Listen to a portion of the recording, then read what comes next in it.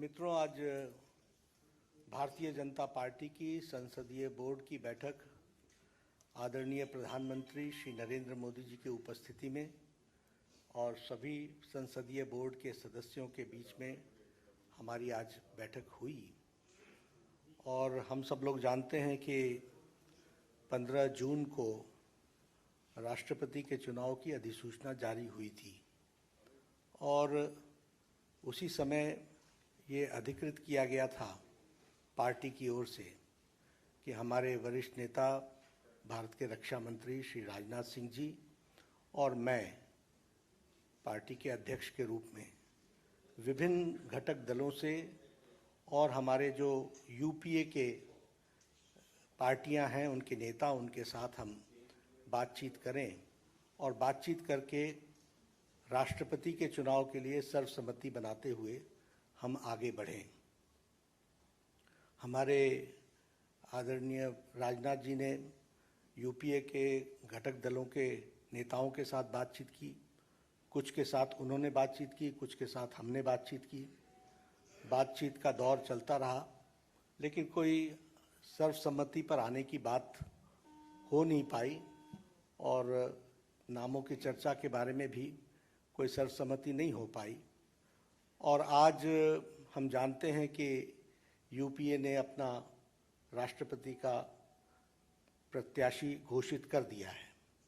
इसलिए आज की बैठक में हम सब लोग जो संसदीय बोर्ड के सदस्य थे, सब इस मत के आए कि भारतीय जनता पार्टी एनडीए अपने सभी घटक दलों के साथ बातचीत करते हुए हम राष्ट्रपति चुनाव में अपना प्रत्याशी घोषित करें, क्योंकि यूपीए ने घोषित कर दिया। हम चाहते थे कि सर्वसम्मति से कैंडिडेट आए, क्योंकि राष्ट्रपति का चुनाव सर्वसम्मति से होता है तो अच्छा रहता है। लेकिन इस प्रकार का उन्होंने जब कैंडिडेट घोषित कर दिया तो हम लोगों ने आज बैठक में हमारे अपने एनडीए के घटक के लोगों के साथ बातचीत करते हुए और लगभग 20 नामों पर हमारे यहाँ लंबे दौर की चर्चा हुई और चर्चा में सब लोगों के साथ बातचीत करते हुए एक सर्वसम्मति इस बात पर बनी कि सभी नामों पर चर्चा हुई, विस्तृत चर्चा हुई, लेकिन कुल मिलाकर के ये बात सामने आई कि हमें प्रत्याशी के रूप में कोई पूर्व से ढूंढना चाहिए, भारत के पूर्वी क्षेत्र से ढूंढना चाहिए और हो सके और हमारा प्रयास हो महिला को हमको स्थान देना चाहिए। और आज तक कोई आदिवासी ट्राइबल प्रत्याशी राष्ट्रपति के रूप में नहीं आया है, इसलिए हमें ट्राइबल पर और पहली बार कोई ट्राइबल को भारतीय एनडीए की तरफ से हम कैंडिडेट बना सकेंगे, ऐसा संसदीय बोर्ड पार्लियामेंट्री बोर्ड का मत था।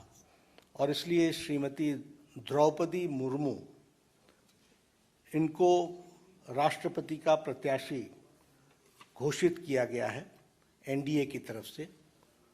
और हम सब जानते हैं कि श्रीमती द्रौपदी मुर्मू जैसे राधाकृष्णन जी शिक्षा से जुड़े हुए थे, सर्वपल्ली राधाकृष्णन राष्ट्रपति के रूप में, उसी प्रकार द्रौपदी जी का भी जीवन आजीवन शिक्षा से जुड़ा रहा और वो टीचर के रूप में, शिक्षक के रूप में उन्होंने अपना जीवन प्रारंभ किया।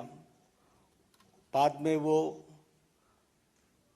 काउंसलर भी बनी और वाइस चेयरपर्सन रायरंगपुर की बनी और उसके बाद उन्होंने एक लंबा अरसा विधायक के रूप में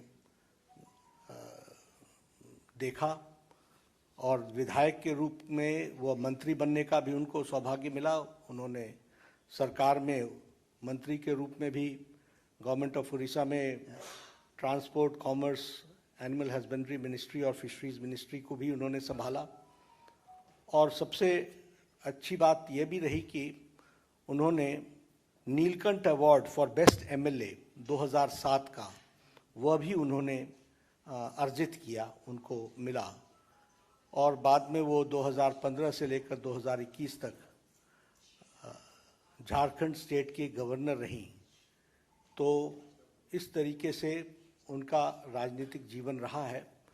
एक बहुत ही संवेदनशील महिला नेत्री, जिन्होंने शिक्षा से अपने आप को जोड़ करके जीवन में आगे बढ़े और जो जिम्मेवारियां उनको दी गई उन्होंने बहुत उत्तम तरीके से उसको निभाया है।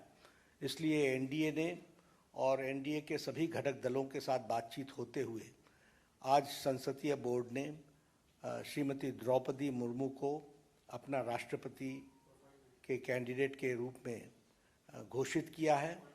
बाकी जानकारियां और डिटेल हम देंगे, उनका बायोडाटा आपको अटैच कर दिया जाएगा।